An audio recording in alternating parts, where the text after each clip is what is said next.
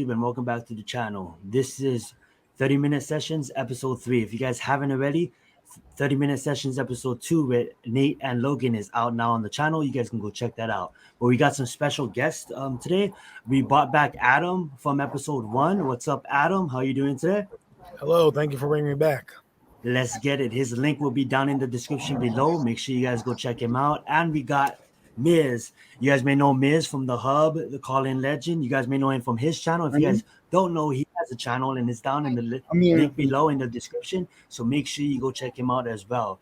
How's everybody doing today? Good. It's a great day. Good. Fantastic. Hell yeah. There's been a lot. Let's get it. I know the Knicks are about to go against the undefeated Bulls in about a couple of hours now. So about an hour actually. So thank God it's 30-minute sessions, and let's get into it. So that being said, there's been a lot of discussion about Dave Gettleman's job. His job, is he going to be the next general manager next year? There's been a lot of discussions on Joe Judge, a lot of judging on Judge based that the Giants started off with the record that we do have. My first topic of discussion that we kind of talked about before going live is what's your guys' thoughts on that? You can answer it, whoever wants to go first. Should we leave it? Should we toss it aside? Should we see how the season ends? Or should we be concerned? And you guys can answer it however you guys want to answer. Want to go first, Adam? Sure, go ahead, Miz. All right. Well, everybody knows my stance and my view on our GM David Gettleman. It's not something new. I've been behind him for pretty much his entire 4 years that he's been here, and I feel like he took over a really tough task, and it takes a while. And believe me, as a fan, I want to win and make the playoffs. Of course, that's first, but you have to look at things he's done. I know he's done good, he's done bad. Most of his career, he's known as a scout. He does know how to find talented players and value. He's done good in the early rounds, which is obviously easy for a lot of GMs to do, but he might have missed on some late ones. We did have a few good ones in the draft before this last one, where he picked up a couple of late players. I believe in this latest draft, Mara has asked him to maybe take a small step to the side and allow a Judge to pick his apples. Sometimes they allow the coaches. You bring in a young coach who you think is going to be here a long time. He's going to flip the team, so he's going to be able to maybe get a couple of his own pieces. I do agree with people out there that Aziz was a Gettleman pick. I think he did not take Tony. Tony will be a star, obviously. He's an amazing player, and we're all excited to have a guy like this. Gettleman's not known for picking receivers in the first round. He usually hits the trenches. It's fine. It is what it is. I understand if it's time for him to step down and retire and go with a younger guy for the future, because the football league has changed.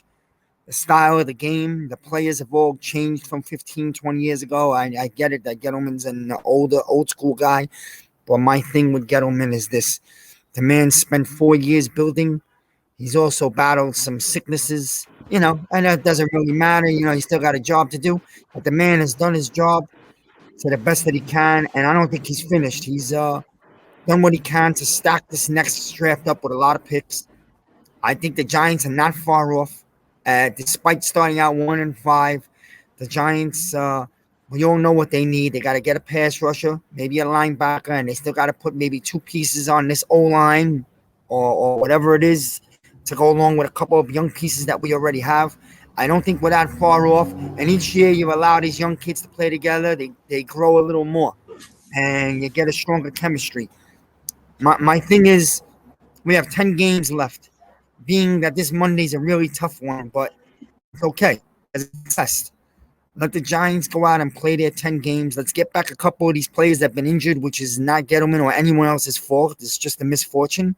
We get some of these players back, and if we finish the season strong, sit down and have a conversation with them, maybe bring the entire regime back for 1 more year. If things don't finish well and the Giants basically go into the tank, then you have a right to move on. But again, if the Giants team wins 7 or 8 games, show you a strong second half of the season, you have a major step to lean on going into next season, knowing that this draft might be the final draft to really put it all together. I believe you keep Judge, Gettleman, even the offensive and defensive coordinator together if you can, and let's go at it one more time, because when you change a GM, the new GM might want to flip things. That means coach, quarterback. I ain't about all that right now. I'm not going to reset and start all over for another 3 to 5 years. I think that we're not that far off. So based on that foundation, I feel like if we don't make it this year, we could have a big year next year. We are really honestly, in my heart and my mind, we're not that far off. We know what we need, and we could go get it. That's how I feel about it. I love it. Adam, please take it away. And I agree with your sentiment on certain things, but this is my take, and I don't want to harken back onto a few podcasts where people flip-flop because the weather changes. 1 minute they tell me they don't want him, the next minute they tell me they want him because of he won a game. Here's how I look at it. Dave Gettleman was given the keys to the car this year, okay? We went in thinking this year that we're going to the playoffs. Every one of us as fan bases, and so did the media, and so did the team.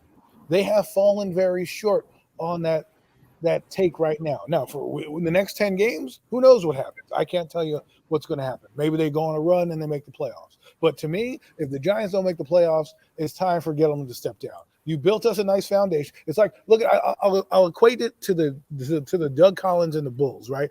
Doug Collins built the team, got Michael to where he needed to go. Phil Jackson came in and put all the pieces together. What I'm saying is, yes, I like a few of Gettleman's picks, but you don't pick – this isn't the NBA. You don't pick the first 2 rounds. You pick 7 rounds. And a lot of his back-end picks have been great. He traded away Ryan Connolly. He traded away B.J. Hill. He's kept Zimenez and Carter when they both are caca, and there are other guys they brought onto this roster. Okay, I understand people are going to tell me, well, that's a coaching decision. Well, guess what? He's in the personnel department. That is his job. Coach Judge tells him, hey, these are the guys I need. Your guys go out and find them, bring back me a list, and then we'll go over what we got in cap and everything like that. So it's a very, married system. However, Coach Judge has to coach the team.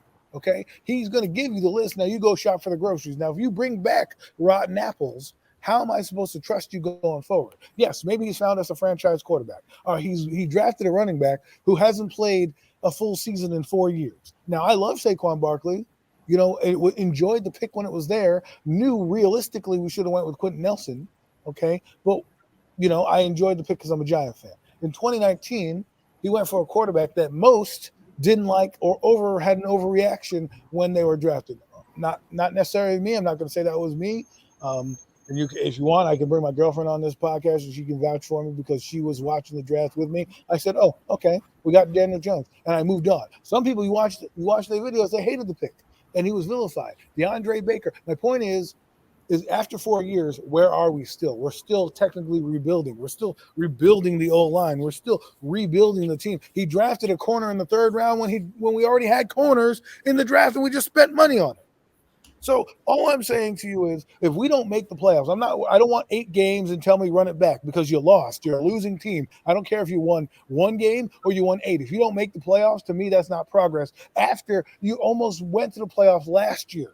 And we're so proud and patted yourselves on the back for being 6-10 football team, saying we almost made the playoffs. To come in this year and have a 2-5 record and start out slow and then say, well, in the back half of the season, we won a few games. Hurrah, No.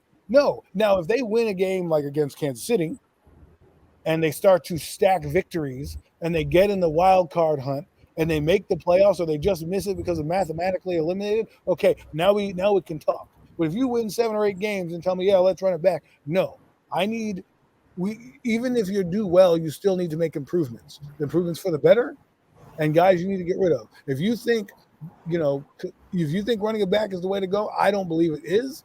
I would just change the guy, bring in some new guys, change it up. You already have your foundation. Joe Judge, like you said, Miz, already had a hand in the draft, so it's going to be his team, and he's going to work with the GM as opposed to it being, the GM's team, and then he has to work with Gettleman. Work with Judge. Judge has already had a say in the draft with the Tony draft. Look at that draft. That has Judge fingerprints all over it. Not one lineman was selected, okay? Joe Judge, if John Mara believes he's going to be here for a while, He's going to be the one really making the big decisions. You just need a guy that's going to come in there and see players objectively. Not I necessarily. love it. All right. I love it. I'm sorry to interrupt. I saw it as well. But we have one take where it's I don't want to burn it down. I don't want to set the house on fire. Just because we see progress. We see a lot of progress in a lot of his picks. And if there's just a little chance that we can get a little bit more pieces on the lines, we don't want to just burn it down just yet. We don't want to restore it. But then we have another take where it's in I've seen enough. How worse can we possibly get if we just get rid of him? And I loved it. I love the honesty. Gets me to trade. Now we have the trade deadline coming up. Is there any players that you guys feel on the roster that you guys won't mind trading? And if so, for what? You guys can answer in whatever order. I guess I'll take this one first since Miz went first last time. There's two guys on the roster I would trade: Evan Ingram and Jabril Peppers. Jabril, you can't get anything for. Evan, you're probably going to get back a bucket of balls, right? The only reason I want to trade him for anything, even if it's a player swap. Like I heard someone propose a trade in the newspaper for the Buffalo Bills tight end and a 6th-round pick. I would say, okay, fine. I can't have Evan Ingram walk out of here, sign another team, and not get nothing. And if you think you're going to get a compensatory pick, well, you may be wrong because the Giants signed mad players this year, okay? And in order to get a comp pick, you need to sign less players or have less players leaving your locker room than you brought in, okay? So if the Giants signed 5 players and only 2 of them signed with another team, they're not getting a compensatory pick, right? If they sign 2 players and 5 of them leave, that's when they'll get a comp pick. And I'm not banking on a comp pick anyways. Why not just get a 5th-round pick and walk away from it? Because if you don't get a comp pick and you walk away, well, guess what? Then I'm going to want to fire Gettleman for not trading away a guy and getting assets, hoping that you get a comp pick for him. So that's just me. I would get rid of Evan Ingram. Other than that, maybe Barkley. And the only reason I say that is because if you want to build this team, look at everyone keeps telling me the Giants have a great cap situation next year. They do not have a great cap situation. $60 million is not a lot of money. When you consider other teams are going to have 90, 80, $100 million to spend, and we have $60 million because of contracts that are tied up here. And everyone goes, well, why don't you cut him? Well, guess what? If you cut that player, you've got to replace that player. So if you can't bring in somebody that's just as good as James Bradberry, right, and you cut James Bradberry for a cap hit, then what are you doing in spite of yourself? You know what I'm saying? If you don't want James Bradberry, then you trade him right now at the deadline and say, see you later, we need something for him. Because if you think you're going to get money and then bring back guys, you're wrong. This team knows it doesn't have a lot of money. That's why it has a lot of draft picks, because they're going to fill holes that way.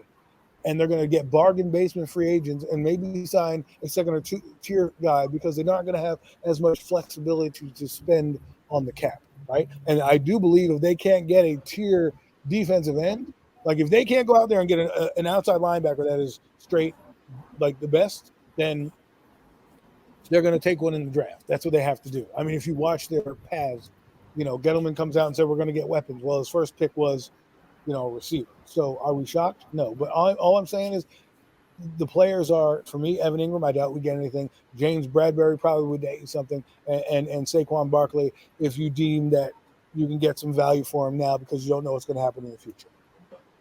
Let's get it. Yeah. Is there any players that you want to get rid of, or what would you do? Yeah.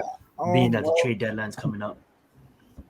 Yeah. Well, the news is, the rumor is that there's teams that are interested in Evan Ingram. So obviously he's at the top of the list. I do think we could get something for him. We're not going to get anything great, Listen, what are we looking at? At best, a late 4th rounder, because mostly, or fifth rounder, because most likely it's going to be one of these playoff teams that thinks they can make the run to the Super Bowl this year that would try to add him as a piece. It's not going to be some average team or a team that's looking towards the draft. So it's going to be a team that feels they can go get a championship this year. So you're going to get a late round pick in one of those rounds. I would say 4th or 5th round. And I would trade him if it's there and the teams have contacted the Giants. Then yes, I would make the trade after the game on Monday. I guess you could still make the trade on Tuesday. If you wanted to trade him Monday, obviously you trade him Monday, because if you're going to trade him, you're not going to play him anyway Monday. So Barkley, we spoke about this already, Zion. I would keep Barkley. And not to intrude, but I think they held Evan Ingram out of practice, right?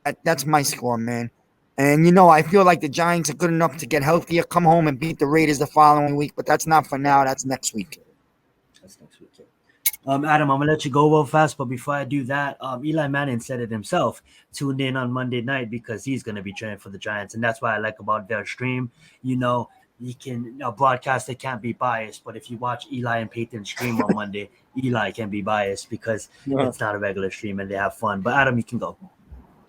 Well, as Eli says, once a giant, always a giant, and only a giant. So for me, I love Eli Manning, and I'm going to be tuning into that stream. Here's my take, okay?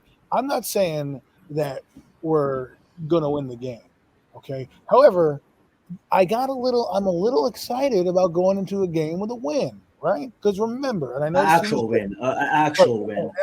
Okay, my point is that every game we have played, we've been down the dumps. Finally, the defense is ratcheting it up, and we're meeting a team. Now, I know Miz doesn't want to look at, history now, but I'm gonna look at history right now. And right now, I know we're going into a hostile environment. Right now, that team is only one game better than us. I know people don't want to say that, but their record is 3-4. Our record is 2-5. I know everyone's going to say, well, that's the Kansas City Chiefs. It doesn't matter, man. We're talking about the 2021 season. We're not talking about 2020. Okay, we're not talking about 2019. We're talking about right now. Right now, they're one game better than us. If there's any game for the Giants to steal, it's this game. Okay, because this team is now ripe for the picking. I know you said they're going to be angry, but they should have been angry against Tennessee. Because guess what? Tennessee is fighting for the Super Bowl, and they got to go through Kansas City to get there. And they already proved that they can do that, right? The Ravens is the same thing. And if you watch the Kansas City Chiefs, now I'm not saying the Giants have the personnel to do this, they always let the other team score and get up in the game, and they come back roaring back, and the other team makes mistakes. Tennessee didn't do that last year. They also knocked out Mahomes in the game, which means their offensive line is a little shaky. Again, I'm just being a blind optimist. I'm excited about my team. We're going in Monday Night Football, and let's stack a win, right? Let's why not the Giants? That's the mantra I'd be saying. I'd be saying two things if I was Coach Judge. A, they only got one victory above you. Okay, they're 3-4. You're 2-5. One offsides penalty away, and you're the same record as the Kansas City Chiefs. The second thing I'd be telling them is, why not us? Why not us? You want to turn your season around? Make this your Seattle game and let it catapult you into the next game, right? Because we say we're going to beat the Raiders. We have a better chance of beating the Raiders. Well, let's go in at 3-5 and then say, okay, buckle up because we got a season, right? Now, if you go in there and you get blown out, maybe you beat the Raiders, but I don't want to see two back-to-back losses. Let's try to win this game. Let's not just say, oh, they're going to lose. Like Miz, I'm going to be there on Monday night screaming at the top of my lungs, like a maniac. But I'm not going into this game just saying we're going to be a blowout. I'm going into this game like, yo, man, I'm the underdog. I'm going to throw some punches and see where they land. That's what I got to say. If you want the score, I guess you can do a total if you want. The score total for me is going to be 28-21 Kansas City because I just think it's going to be a close game. But I believe in my heart of hearts, in my gut, the Giants are going to give them a fight and might actually steal one. But that's just me. That's what I'm hoping for too. I'm hoping that we give them a fight because if you look at this Kansas City team, if there's a time to beat them, now is the time. If there's a time to take advantage of them, now is the time. But at the end of the day, it's still Patrick Mahomes going to be back there. It's still Tyreek Hill. It's still Kelsey. Is our defense from week 1 going to show up, or is our defense from week 7 going to show up? So that's my thoughts on that. I still have the Chiefs winning, kind of similar to what you have, Adam. For me, hopefully, there's a 40% chance that we can pull it out if everything goes right. I mean, everything, but that's the chance. What's the odds of everything going right in the Giants game? If you look at the first half, it was 5-3. Then we scored all our points in the second half. So, you know what I'm saying? The ending score was 25-3, and it looks all nice and wonderful. But at the end of the day, it was 5-3 in the first half. You know what I'm saying? It's not like we was out there kicking ass the whole game. We was, but you guys get the point. To that being said, I told people that. We won 20. The score looks beautiful, and it was nice to see Booker pull away and break away with a nail and touchdown. But let's be honest, for 3 quarters, this was a 5-3 nail biter. Yeah, and that's what it was. I'm not going to lie to you either. To counter your point, though, they had chances. If the line holds up, Darius Slayton goes for a touchdown on that play. He's wide open. They were inside. They're at 4th and 1. in the goal line, and they didn't get points. So they could have had points there. It could have been more touchdowns. There are opportunities for the Giants to score. So while, yes, it was a close game, being there, the Giants never seemed like they were in trouble.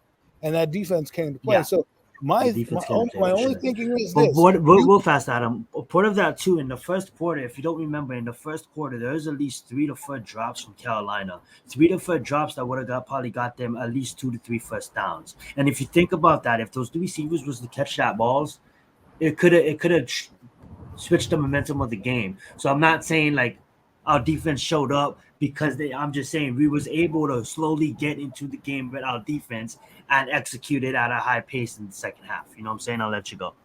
I agree with that, but being at the game and watching, Sam Darnold was shook. Yes. Okay, they weren't. Yeah. They weren't. He wasn't gonna. They weren't gonna win this game. The Giants. The only way the Giants are gonna lose this game is if they lost it themselves. Meaning they were giving up turnovers, doing this. Right. Once the floodgates opened and they scored. I mean, Graham Gano had mad field goals. So I'm just saying, if they turn a couple of those into touchdowns against Kansas City, maybe they win the game. I don't know. You know. I love it. I was just gonna ask you real fast on thoughts on being live at that Giants game in a victory like that. I seem to be their good luck charm. I've been to 3 games in the past 2.5 years, and they won against Miami, and they won against Washington, and now they won against the Panthers. So being there was great. I thought I was going to see more Panther fans than I did. The stadium wasn't full to capacity, and understandable after you give the performance against the Rams. I don't expect your fan base to come out and be like, yeah, let's just go to a Giant game on a beautiful Sunday afternoon. Or in this case, it was after a rainstorm. Why would you want to go, right? But I loved it. I had a great time. We won, high-fived a lot of people, and the defense came to play, and there was a lot of good things I saw out there. McKinney, the linebacker, being one of them. He kind of stood out to me in the game. I was real close to my seats were about 23 rows back or something on the first mezzanine, so I got to see a lot of things, and that guy stood out to me. He needs to be a focal point on the Giants' defense going forward because he'll change the dynamic of how they play. I love it. We're hitting that 30-minute mark. Is there anything else you guys want to cover before we get out of here? Miz, you can have the mic. Adam, you can have the mic. Whoever wants it. No, what I want is the fans to be patient and give the Giants the entire season and not basically fire the entire organization in week 8. Okay, and I'll tell you this, man. If the Giants defense could start to come like it did last week, go into Kansas City and put up a dogfight, punch them in the mouth, be very physical with this team, and hey, we'll take our best chances. And that's what I want to see. I want to see our defense grow and get back close to what they were last year. And we have a couple of young kids that we're all excited about, and I think it could be big things about them. And Leo's emerging as a leader. And what I'd like to see is get us a couple of our weapons back because we haven't even touched on it, and we don't even have the time really quickly. But Daniel Jones, I think, is emerging as a franchise quarterback. We're all excited about him, and I'd like to get a couple of these weapons back and see if he could take that game up to even the next level this second half of the season. Let me ask you real fast. What's your ceiling for Daniel Jones? Or with all his weapons on the field? With all his weapons on the field? What do you think Daniel Jones could be? Daniel Jones can definitely grow the second half of the year, and we add to the O-line on the draft, and I think next year you have a top 10 quarterback. I really feel that way.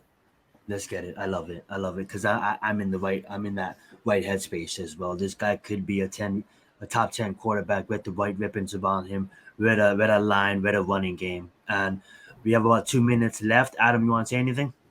Yeah, man. I just want to say, enjoy these games. Let's stop talking about the draft. Let's just see what happens, okay? Because right now we're all jumping on each other's throats and trying to be right. It's not about being right. It's about being Giant fans. And at the end of the day, we want what's best for the team, and we want to get there together, okay? And what I want to preach is, regardless of who's here or not, okay, we just got to take it as evaluation time. Because right now, don't think playoffs. Think one game at a time. Beat Kansas City, then we'll talk about next week. Beat the Raiders, then we'll talk about next week. And like Miz says, watch your guys grow. Last week against the Panthers, the defense ratcheted it up. They rose to the occasion, and they played the way they played. Now let's see if they can carry that into this week against a better team that's on a different level than them. Mind you, only one game better, but a team that won a Super Bowl recently. Let's see if they can do that, and let's see if Joe Judge's message continues to resonate. Because if that happens and they win some games, then maybe I'll sit down with y'all at the Gettleman table and go back and forth and have a real discussion about why we should keep him and why we should. That's all I got. I want to say Let's one get more it. thing, Zion. Just one. Absolutely. I would love nothing more to be dead wrong and come on here and tell everyone I was dead wrong. I would love nothing to shock Kansas City in front of the nation on a Monday night and Daniel Jones sit at that little ESPN table with all those guys that hated on him and called him a bust of a pick. He could sit there and laugh at their faces. Because I would love nothing for the first time in the years that we all know each other to have the streams popping this entire next week. And that's what would happen. Absolutely. Complexion in that- would change. The complexion would change if we win against Kansas City. There would be a lot more people buckling their chin straps and saying, "Let's go the remaining 9 games to go get a playoff spot." Because at that point, if they beat Kansas City, buckle up, boys. That's what we're fighting for. Absolutely. Make sure you guys go check both of their channels down below. Always talking that knowledge. Make sure you go check out their streams. We got a special guest coming on for episode 4. We're going to bring on Big Pat. So make sure you guys keep eye on out for that. And thank you so much for joining us on this edition of episode 3, 30-minute sessions. You guys got spoiled today. We went past that 30-minute mark. And for sure, these guys will be back on future episodes. Thank you so much. And please subscribe if you didn't already.